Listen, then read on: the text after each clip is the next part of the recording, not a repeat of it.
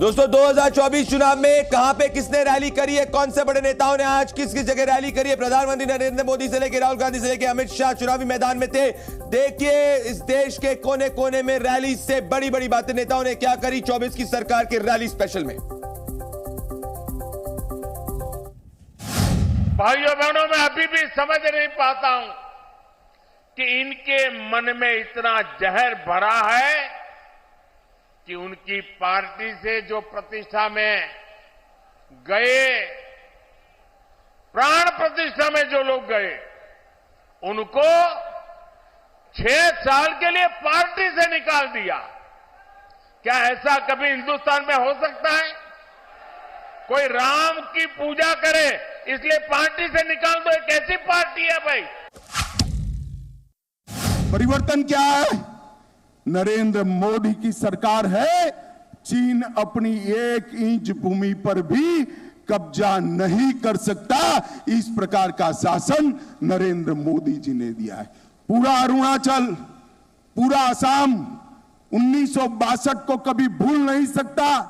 और नरेंद्र मोदी जी के समय में थोड़ी हिम्मत करी, डोकलाम में 45 दिन तक रोक कर रखा और वापिस जाने के लिए मजबूर नरेंद्र मोदी जी ने कर दिया। आपने देखा होगा 2014 के पहले भारत के पासपोर्ट का सम्मान नहीं था। आज सम्मान बढ़ा है, कारण है मोदी जी के कारण। सीमाएं सुरक्षित हुई हैं। पहले पाकिस्तान भारत के अंदर कहीं भी विस्फोट करा देता था, और अब हालात यह है अगर कहीं पे किसी बारूद में ही कोई पटाखा भी जोर से बच जाए तो पाकिस्तान पहले सफाई देता कि नहीं हमने नहीं किया है, क्योंकि भयभीत हो चुका है। इतना अंतर आया है। जिंदगी में दोस्त बदल जाते हैं लेकिन पड़ोसी नहीं बदलते। भारत की जो सोच है, हम सारे पड़ोसियों के साथ अपने अच्छे रिश्ते बनाकर रखना चाहते हैं, मधुर रिश्ते बनाकर रखना चाहते हैं। लेकिन भारत के मान सम्मान स्वाभिमान पर यदि कोई चोट पहुंचाने की कोशिश करेगा तो बहनों भाइयों, स्वाभाविक है उसका जवाब देने की भी कुव्वत आज भारत के अंदर है। मैं आपको बताना चाहता हूं दोस्तों, जो 24 की सरकार में आपको समझने की जरूरत है कि आज इंडिया गठबंधन की सीटों का फॉर्मूला ऑलरेडी डिसाइड हो चुका है। इंडिया गठबंधन की सीटों में उद्धव ठाकरे लीड ले रहे हैं और कांग्रेस पार्टी ने सरेंडर कर दिया है। बीजेपी को रथ को क्या रोक पाएगी? किस लॉजिक से ये सीटों का गठबंधन हुआ है, जरा देखिए इस रिपोर्ट में।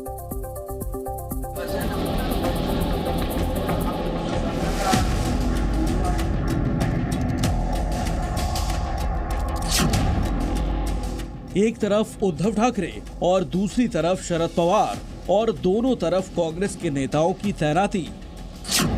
ये तस्वीर आज दोपहर मुंबई से आई, जिसके जरिए 24 में दिल्ली के सियासी समीकरण को बदलने की हुंकार भरी गई। इस बार जो मैंने नारा दिया था कि इसको तड़ीपार करना है, तो जनता करके दिखाई। और इस संकल्प को पूरा करने के लिए इंडिया गठबंधन ने सीटों का जो बंटवारा किया है वो कुछ इस तरह सामने निकल कर आया। महाराष्ट्र में लोकसभा की 48 सीटें हैं। इनमें से 21 सीटों पर शिवसेना यूबीटी चुनाव लड़ेगी। वहीं कांग्रेस 17 सीटों पर चुनाव लड़ेगी, जबकि एनसीपी एससीपी 10 सीटों पर चुनाव लड़ेगी। महाराष्ट्र में शरद पवार विपक्षी एकता के सूत्रधार हैं, लेकिन सीट बंटवारे में वो शिवसेना यूबीटी और कांग्रेस से पिछड़ गए। हालांकि उद्धव से लेकर शरद तक सबने अभी पहला लक्ष्य बीजेपी को रोकने का तय किया है। प्रधानमंत्री एक इंस्टीट्यूशन है, इंस्टीट्यूशन की इज्जत हम लेते हैं। मगर मैं 1961 से आज तक देख रहा हूँ, कई प्रधानमंत्री मुझे दिखे दूर से नजदीक से। इस इंस्टीट्यूशन की इतनी बेइज्जत नरेंद्र मोदी ने जो की, इससे पहले किसी ने नहीं की। मैं मानता हूं कि अभी ज्यादा प्रयास करने की आवश्यकता नहीं है। पूरी जनता ने तय किया है कि इस बार जो मैंने नारा दिया था कि इसको तड़ीपार करना है, तो जनता करके दिखाई। महाराष्ट्र में बीजेपी के अश्वमेध को रोकने के लिए विपक्ष ने जो बिसात बिछाई है वो कुछ इस तरह है। शिवसेना यूबीटी जलगांव, परभणी, नाशिक, पालघर, कल्याण, ठाणे, रायगढ़, मावल, धाराशिव, रत्नागिरी, बुल्ढाणा, हातकणंगले, संभाजीनगर, शिर्डी, सांगली, हिंगोली, यवतमाल, वाशिम, मुंबई उत्तर पश्चिम, मुंबई दक्षिण मध्य, मुंबई दक्षिण और मुंबई उत्तर पूर्व से चुनाव लड़ेगी, जबकि कांग्रेस नंदुरबार, धुले, अकोला, अमरावती, नागपुर, भंडारा, गोंदिया, गढ़चिरौली, चिमोर, चंद्रपुर, नांदेड़, जालना, पुणे, लातूर, सोलापुर, कोल्हापुर, रामटेक, मुंबई उत्तर मध्य और मुंबई उत्तर से एनडीए को टक्कर देगी। वहीं एनसीपी शरद चंद्र पवार बारामती, शिरूर, सतारा, भिवंडी, डिंडोरी, माढ़ा, रावेर, वर्धा, अहमदनगर दक्षिण और बीड से चुनावी मैदान में होगी। हालांकि सीटों की तस्वीर फाइनल होने से पहले ही बहुजन वंचित आघाड़ी ने इंडिया गठबंधन का साथ छोड़ दिया है और 17 सीटों पर एनडीए के साथ साथ आईएनडीआईए गठबंधन के उम्मीदवारों को चुनौती देने का ऐलान कर दिया है। हालांकि दूसरी तरफ एनडीए की सीटों का फॉर्मूला भी अटका हुआ है, क्योंकि इस बार सीटों की दावेदारी में अजित गुट की एनसीपी भी है। हालांकि कई सीटों पर उम्मीदवारों की तैनाती हो चुकी है। बीजेपी 23 सीटों पर उम्मीदवारों के नामों का ऐलान कर चुकी है, जबकि शिवसेना शिंदे गुट भी 8 सीटों पर उम्मीदवार उतार चुका है। वहीं एनसीपी अजित गुट भी बारामती से प्रत्याशी का ऐलान कर चुका है।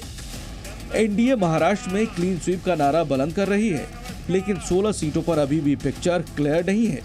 हालांकि बारामती से लेकर चंद्रपुर जैसी पिछली बार की हारी सीटों पर एनडीए पहले से ही तैयारी में जुट गई थी।